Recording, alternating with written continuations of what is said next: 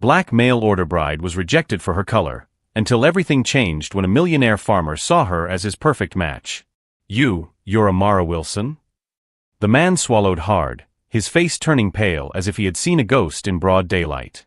This isn't going to work. You didn't mention that you were black.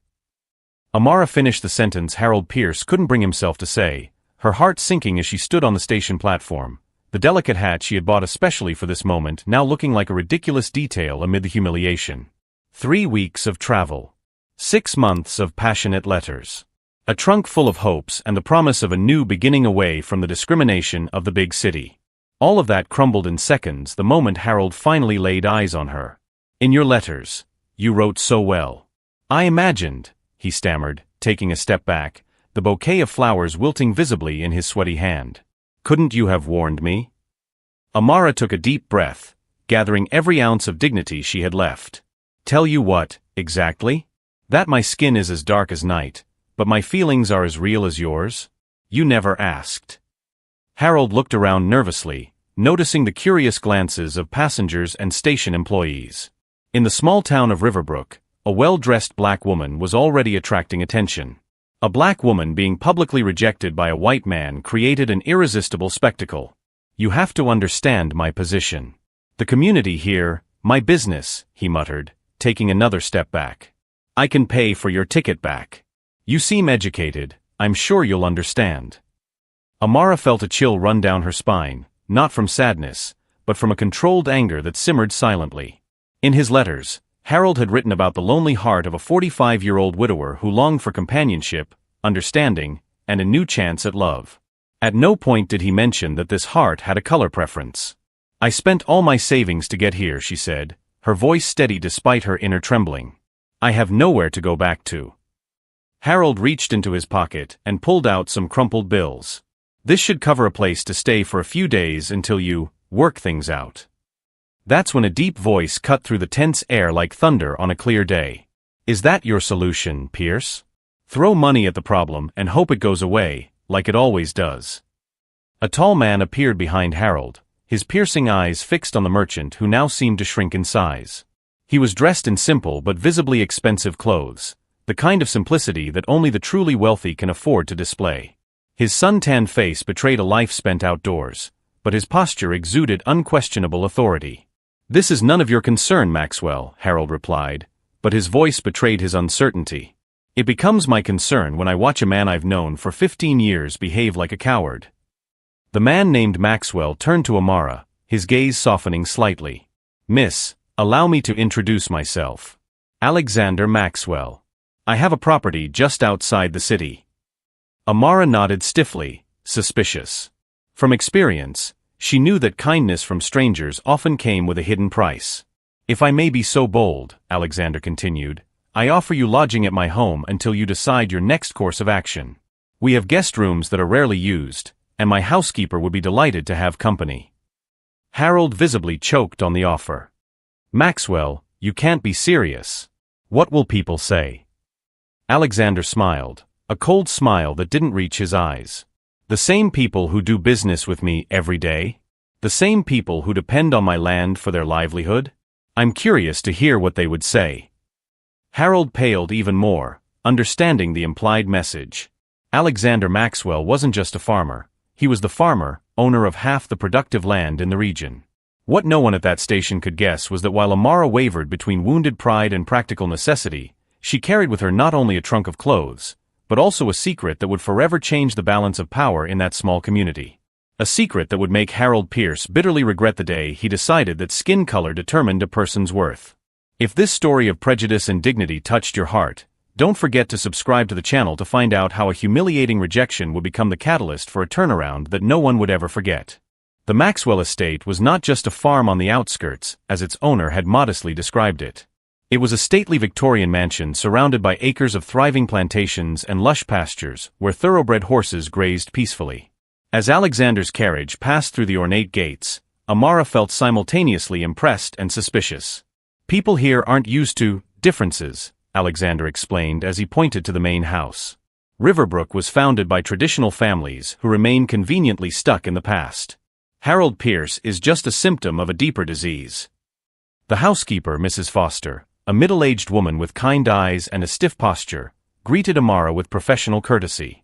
If she was surprised by the presence of a black guest, she didn't show it. "I've prepared the blue room, the one with the best view of the garden," she said, leading Amara through hallways decorated with priceless paintings and antiques. At dinner that evening, served in the imposing dining room, Alexander explained his history. The son of a banker from the North and a teacher who had embraced abolitionist causes, he had inherited not only a fortune but also strict principles about equality. When he moved to Riverbrook 15 years earlier, he had been regarded as eccentric, too rich to be ostracized, but too different to be completely accepted. "And what is your story, Miss Wilson?" he finally asked, after describing the businesses he ran. "Your letters must have impressed Harold for him to extend such a formal invitation." Amara hesitated, but something about Alexander's direct manner inspired confidence. "I'm a teacher. I was a teacher in Boston. I taught literature and history at a school for girls of color. When the school closed due to lack of funds, I realized I needed to start over somewhere else." What Amara didn't mention was the real reason behind her letters: the unexpected inheritance from her grandfather, a man who had spent his entire life as a butler for a wealthy family. An inheritance that included not only carefully saved gold coins, but also ancient documents that could change the fate of certain lands in the Riverbrook region. Documents she had hidden in a false bottom of her trunk. In the days that followed, Alexander gave Amara something rare: space to think. The mansion's library was a treasure trove of knowledge, and she immersed herself in books on local history, geography, and the laws of the region. When asked about her interests, she would simply smile and say she was broadening her horizons. A week after her arrival, news of her presence had spread throughout the small town. Visits to the Maxwell mansion suddenly increased. Curious neighbors, merchants' wives, even the local reverend, all suddenly remembering urgent matters to discuss with Alexander. "Just look at that," Alexander muttered during afternoon tea, after a particularly obvious delegation had left. "You've become the local attraction without even setting foot in town." Amara smiled bitterly. "I've always been an attraction, Mr. Maxwell. The difference is that now I have a porcelain teacup in my hand while I'm being watched." It was during one of these visits that Harold Pierce finally worked up the courage to show up. He arrived unannounced, hat in hand, his face a mask of false concern. "Maxwell," he greeted nervously. "I just came to see if Miss Wilson is comfortable." "Absolutely delighted," Alexander replied dryly. "Why don't you ask her personally?" Harold's face paled as Amara entered the room, wearing one of the elegant dresses Mrs. Foster had altered for her, no longer the exhausted, humiliated woman from the station, but a lady who moved with confidence and purpose. "Mr. Pierce," she greeted him coldly. "What an unexpected surprise." "Miss Wilson." Harold fiddled with his hat in his hands. "I came, that is, the community is concerned." "About my well-being? How kind of them." "About your situation." Harold glanced at Alexander. "It's not proper for an unmarried woman to remain in the residence of an unmarried man, especially when she's black." Alexander finished, his voice dangerously soft. "Go on, Pierce. I'm curious to hear how you intend to finish that sentence." Harold swallowed hard. "The church committee is considering options to help her return to Boston. A collection is being organized." Amara smiled, the kind of smile that didn't reach her eyes. "How generous. But I'm afraid my plans have changed. I intend to remain in Riverbrook indefinitely." Harold's eyes widened. "That's impossible.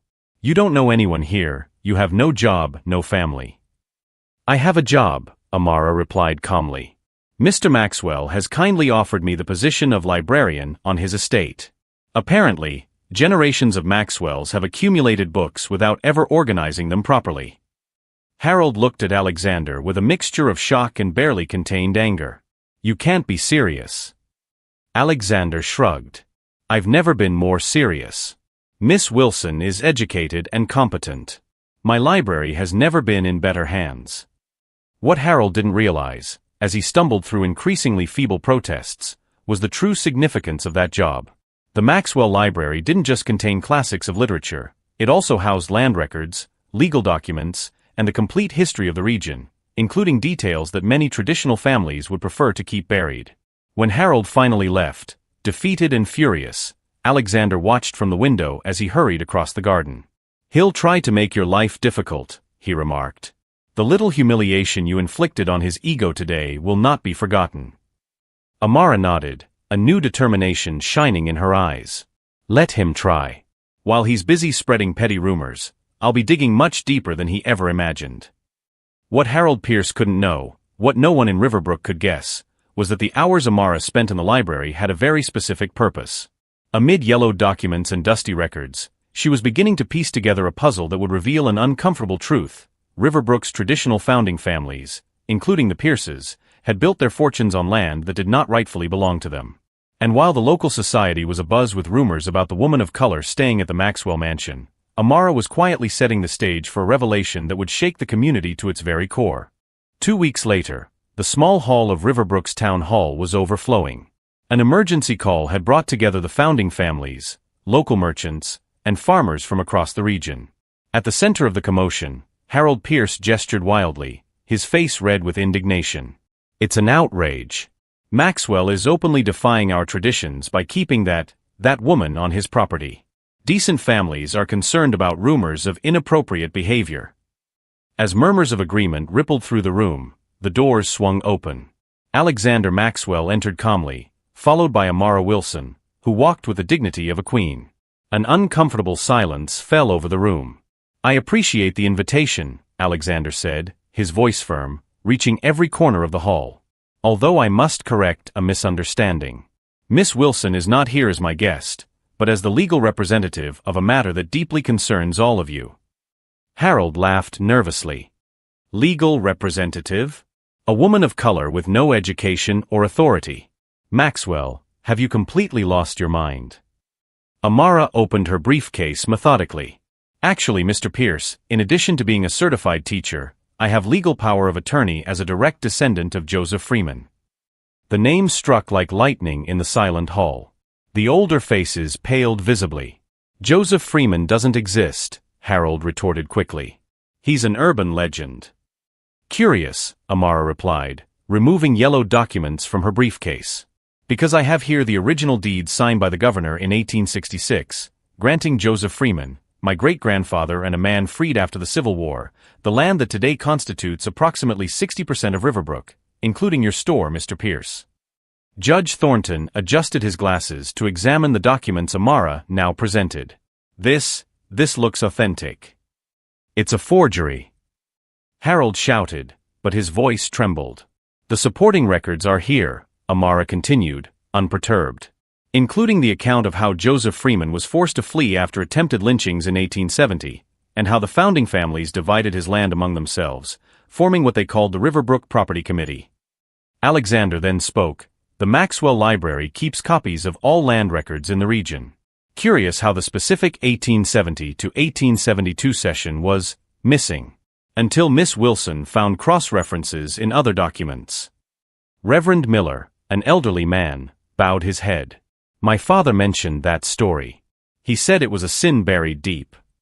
"We're not here to punish the descendants for the sins of their ancestors," Amara declared. "I'm proposing a deal. The creation of a community foundation that benefits all citizens of Riverbrook, especially for education and affordable housing." Harold Pierce laughed nervously. "That's absurd. No one will believe this charade." That was when Attorney Jeffries, a respected three-state lawyer, entered the hall. "The documents have been verified by the State Historical Records Commission. They are authentic. And I am pleased to inform you that the lawsuit has been formally filed." The hall erupted in raised voices. Amid the confusion, Harold lunged furiously toward Amara. "You planned this from the beginning," he hissed. "That's what you were hiding in your letters." Amara remained calm. "No, Mr. Pierce. In the letters, I was just a lonely woman seeking companionship. It was your immediate rejection of me when you saw me that made me realize what kind of man you really were. The kind of man who would judge my great-grandfather for the same reason you judged me, solely because of the color of our skin." "You're going to ruin us," he muttered, pale. "No," she replied softly. "I'm going to right a historical wrong, in the fairest way possible for everyone. The difference between us, Mr. Pierce, is that I've faced discrimination my entire life, and yet I don't wish anyone to lose their home, not even you." As Harold Pierce collapsed into a chair, defeated, the city council withdrew to deliberate on Amara's proposal. Alexander approached her, admiration evident in his gaze. "You could have demanded everything," he said softly. "And made myself just like those who stole from my great-grandfather," she replied. "Justice isn't revenge, Alexander. It's restoration." What no one in that room could imagine as they watched the woman they had rejected and underestimated was that the true transformation of Riverbrook was just beginning. The message that would echo through the corridors of power for generations to come would not be about a woman who came to destroy, but about one who, even when wounded, chose to rebuild with dignity and vision. And while Harold Pierce faced the ruin of his reputation, Amara Wilson and Alexander Maxwell exchanged a look that held promises far beyond land and documents. A look that spoke of a future where belonging would no longer be a matter of color, but of character. 6 months after that historic meeting at City Hall, Riverbrook had been transformed. The Freeman Foundation, established with funds recovered from historical injustice, was already funding scholarships for disadvantaged youth and community improvement projects. At the center of this transformation was Amara, not as a vengeful figure, but as a visionary who saw beyond the pain. Harold Pierce's former store now housed Riverbrook's first public library. Ironically, a place where forgotten stories could finally be told. Harold himself had left town weeks after the revelation, selling his properties for a fraction of their value and leaving without saying goodbye. Rumor had it that he was working as a clerk in a neighboring town, his pride as diminished as his bank account. "You could have destroyed him completely," Alexander remarked one fall afternoon as they strolled through the gardens of her estate, now partially converted into a cultural center. "Most people would have demanded every last penny." Amara smiled, watching children playing on lawns that had once been the exclusive territory of the elite. "Revenge would have given me satisfaction for a day. This," she gestured to the space around her, "will give us satisfaction for generations." News of the Freeman heiress had spread beyond Riverbrook, attracting journalists and historians interested in documenting similar cases of historical land injustice. Amara received invitations to speak at universities, sharing not only her personal story but the legal methodology she had used to re-establish the truth. During a celebratory dinner in the main hall of the Maxwell Mansion, now officially named Freeman Maxwell House, after the discreet marriage of its owners, Judge Thornton raised his glass in an unexpected toast. "To the woman who taught us that justice is not just a legal concept, but a daily practice," he declared, his voice breaking with genuine emotion. "When Amara arrived in our town, we thought we knew exactly who she was based solely on her appearance. What a humbling and necessary lesson we learned." At his side, Martha Webb, now principal of the new community school, nodded vigorously. "And to think it all started with a cruel rejection at the train station." Alexander took Amara's hand in his. "The best decision Harold Pierce ever made was to reject you," he murmured with a smile. Although I doubt he would agree. In the old central square, where once only traditional families were celebrated, a new monument had been erected. Not a grand statue, but a simple bronze plaque telling the story of Joseph Freeman and how his unjustly taken land had finally returned to its purpose of serving the entire community. As night fell over Riverbrook, Amara watched the city lights from her new porch. She had arrived as a rejected stranger, a black woman deemed unfit to belong. Now she was not only accepted, but respected, not for bowing to the expectations of others, but for standing firm in her principles. When Alexander joined her with 2 cups of tea, Amara reflected on the journey that had brought them there. "You know what's ironic?" she said. "Harold rejected me because he couldn't imagine sharing his life with someone who didn't fit into his narrow worldview. In the end, that's exactly what destroyed him. While you thrived because of exactly what he despised, your strength, your history, your truth," Alexander added. The lesson Riverbrook learned, and one that would echo for generations, was simple but profound. When we judge someone based on superficial characteristics, we not only deny their humanity, we blind ourselves to the extraordinary value they could bring to our lives. And as Amara Wilson Maxwell watched the moon rise over the city that had once rejected her, she knew that true revenge had never been about punishing Harold Pierce. It was about building something so beautiful, fair, and lasting that his rejection would become nothing more than a footnote in the much larger story that was being written. If this story of overcoming prejudice and achieving justice with dignity touched your heart, don't forget to subscribe to the channel for more inspiring stories that remind us that our differences are not obstacles, but sources of strength that can transform entire communities.